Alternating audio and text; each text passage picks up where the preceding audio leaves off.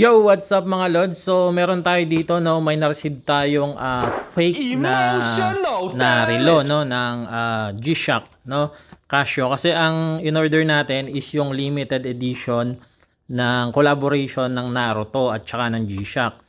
So, ganito dapat ang itsura niya, no. Ayan, ganyan. Sana all.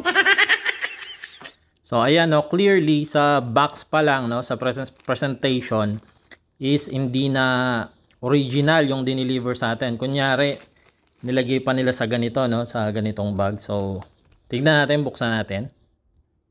So, ayan mga lods, no, ipapakita ko sa inyo kung paano siya naging fake. So sa box pa lang mga lods, no. Kasi meron akong G-Shock, kaya umorder ulit ako ng G-Shock kasi yung isang G-Shock ko 9 years na yon. So, napakatibay, no, ipapakita ko sa inyo. Wait lang.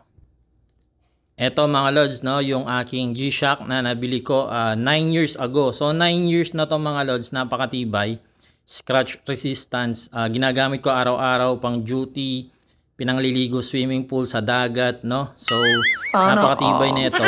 Hanggang ngayon di pa ako nagpapalit ng battery kasi sabi nung pinagbilan ko noon 15 years ang battery nito. So 9 years na siya. Hanggang ngayon hindi ako nagpapalit ng battery. At saka hindi ganito yung box niya, no? So original yung box nun netong relo na to. So dito mga lods, makikita mo, ito kasi yung box nito is metal yung lagay niya. So ito, tignan mo, unang clue na makikita mo, wala siyang barcode mga lods, no? So papel lang pala siya, papel, tapos wala siyang barcode. Kunyari lang nilagyan nila ng ganito para maganda presentation, tapos naglagay sila kunwari ng ganito, no, ganyan. Tapos nakahiwalay din yung kanyang tag, and then yung clue rin dito mga lods is wala siyang barcode dito sa likod. So fake na fake yan. And then kunwari meron silang international warranty card, no. So hindi nagbibigay ng ganito yung G-Shock mga lods, no? Fake din yan.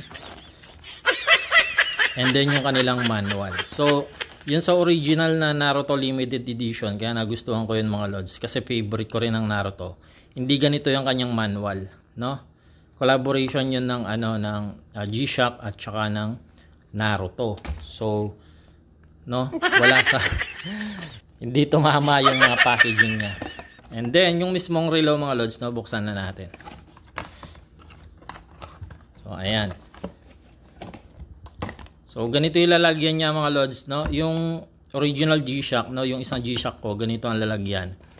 Masyadong masyadong glossy, no? Black na black. Ayun, medyo matte 'yon.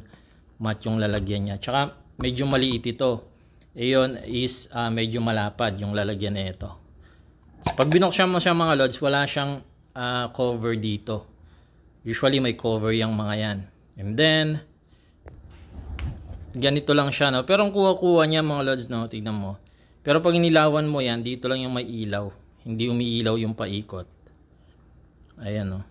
So wala siyang no, basta ganyan lang siya. Di ba yun sa original, press mo yan tapos aangat. Siya ganyan lang talaga siya. So may mga fake din pala dito mga seller mga lods, no. So binigyan ko na yun ng review, tapos i-refund naman nila yun mga lods, no. Baka 1 to 2 days mare-refund din yung pera mo. Ganun sila kabilis dito.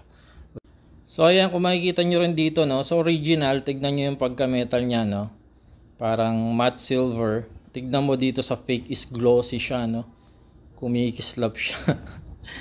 So ayan, fake to mga lods. Ito yung original na G-Shock.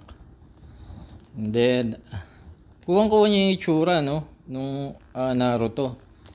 Ayan, no? Pero mapapansin mo dito mga lods, no, yung kanyang yung power ni Naruto, no, kakaiba din dun sa original, no. Parang nababakbak ito. So ayun mga lods, no, may babalik naman yung ating pera, pero eto talaga, peke talaga to. Peke na G-Shock. Ito yung original. Ayan, napakatibay nito, kaya bibili pa sana ako ng isa. Kaso pagka-deliver, peke naman, no? So ingat mga lodi. Nabiktima tayo ng peke. Ito yung peke mga lods. Ganda pa naman ng original sa akin. Yun lang mga lods.